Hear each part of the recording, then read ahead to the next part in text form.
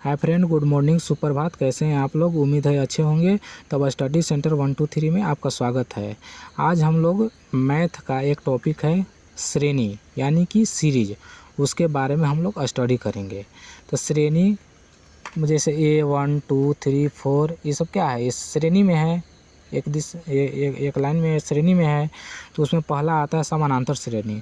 समानांतर श्रेणी को हम लोग इंग्लिश में अरिथमेटिक प्रोग्रेशन बोलते हैं। इसी को हम लोग शॉर्ट में AP बोलते हैं। तो आखिर समानांतर श्रेणी होता क्या है उसके बारे में पहले देखेंगे। तो दो क्रमागत पदों का अंतर सेम आना चाहिए। दो क्रमागत पदों का अंतर सेम आना चाहिए। जैसे एग्जाम्पल में हम लोग ले सकते हैं 2 हो गया, 4 हो गया, 6 हो गया, 8 हो गया।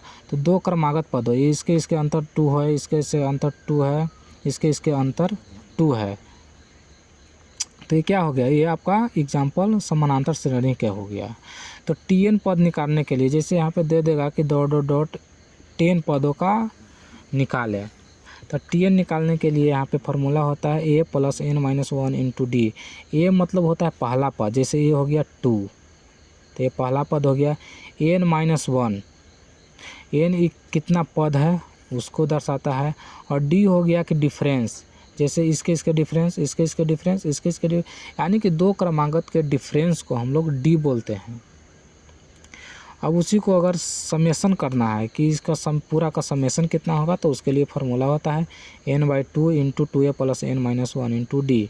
यहाँ पर n नंबर ऑफ कितना नंबर है वो हो गया।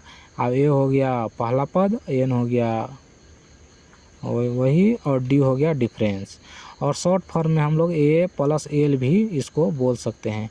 ये हो गया पहला और n हो गया लास्ट वाला।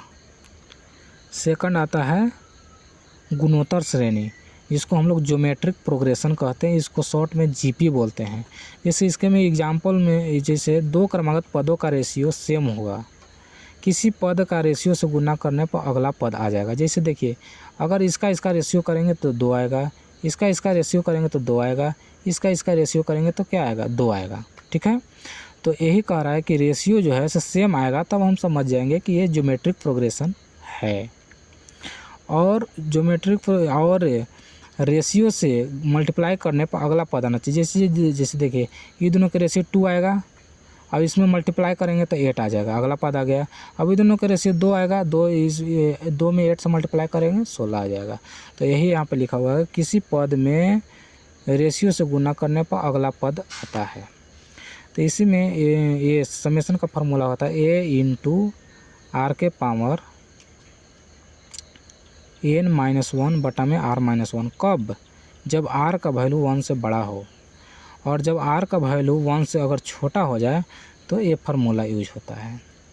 अब कुछ सीरीज स्क्वायर और क्यूब का हम लोग फार्मूला देंगे। जैसे दे देगा आपको 1 + 2 + 3 + ... n तक, 10 तक दे दे या 20 तक दे दे, तो इसके लिए फार्मूला होता है n इंटू n + 1/2 होता है। जैसे यहाँ पर 10 दे दे तो n के जगह पर हम लोग 10 रखेंगे।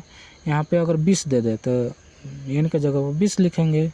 उसी तरह से स्क्वायर के लिए 1 के स्क्वायर + 2 के स्क्वायर + 3 के स्क्वायर + 4 के स्क्वायर ... n के स्क्वायर। जैसे यहाँ 10 के स्क्वायर हो जाए या 20 के स्क्वायर हो जाएगा।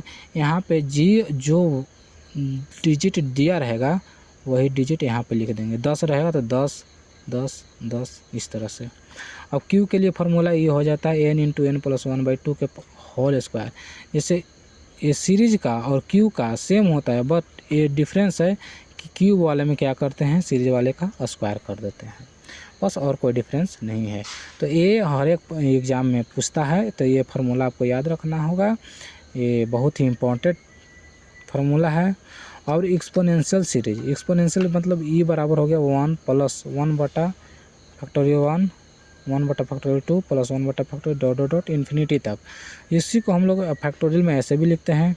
अब इतना का E का वैल्यू 2.71828 होता है। ये आपको याद रखना पड़ेगा।